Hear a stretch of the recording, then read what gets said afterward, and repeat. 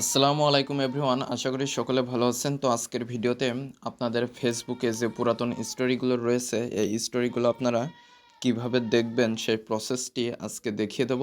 তো অবশ্যই ভিডিওটি না টেনে সম্পূর্ণ ভিডিওটি দেখবেন। মূল ভিডিওটি শুরু করার আগে সকলের কাছে ছোট্ট একটা রিকোয়েস্ট, যারা এখনও চ্যানেলটি সাবস্ক্রাইব করেনি তারা অবশ্যই চ্যানেলটি সাবস্ক্রাইব করে আমাদের সাথেই থাকবেন। আর যারা অলরেডি সাবস্ক্রাইব করেছেন তাদেরকে অসংখ্য ধন্যবাদ। তাহলে চলুন মূল ভিডিওটি শুরু করা যাক।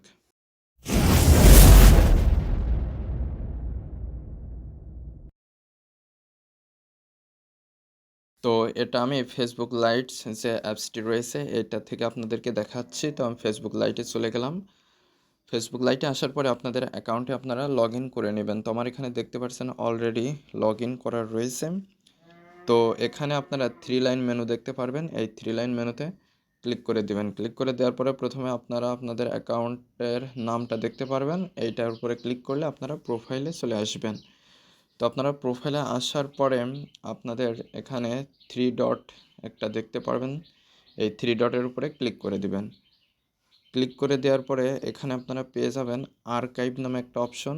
এই আর্কাইভের উপরে ক্লিক করে দিবেন। ক্লিক করে দেওয়ার পরে এখানে আপনারা স্টোরি আর্কাইভ নামে একটা অপশন পেয়ে যাবেন। তো এইটার উপরে ক্লিক করে দিবেন।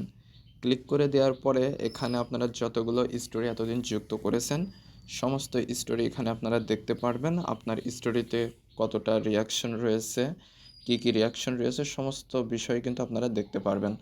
তো গত বছরের ডিসেম্বর আমার একটা স্টোরি যুক্ত করা হয়েছিল, সেটা এখানে শো করছে। আপনারা যতগুলো স্টোরি বিগত দিনে যুক্ত করেছেন সবগুলো এখানে দেখতে পারবেন।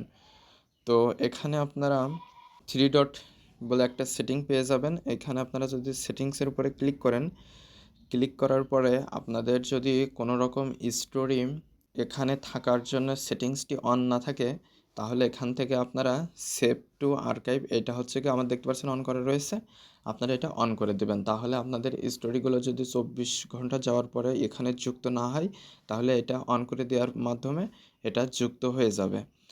তো আশা করি মূল বিষয়টা বুঝতে পেরেছেন। তো আমি এখান থেকে ব্যাকে চলে আসছি। তো আজকের ভিডিওটি এ পর্যন্ত। ভিডিও সংক্রান্ত কোনো মতামত থাকলে অবশ্যই কমেন্ট করে জানাবেন। আর যারা চ্যানেলটিতে নতুন এবং যারা এখনও চ্যানেলটি সাবস্ক্রাইব করেনি তারা অবশ্যই চ্যানেলটি সাবস্ক্রাইব করে আমাদের সাথে থাকবেন। আর যারা অলরেডি সাবস্ক্রাইব করেছেন তাদেরকে অসংখ্য ধন্যবাদ।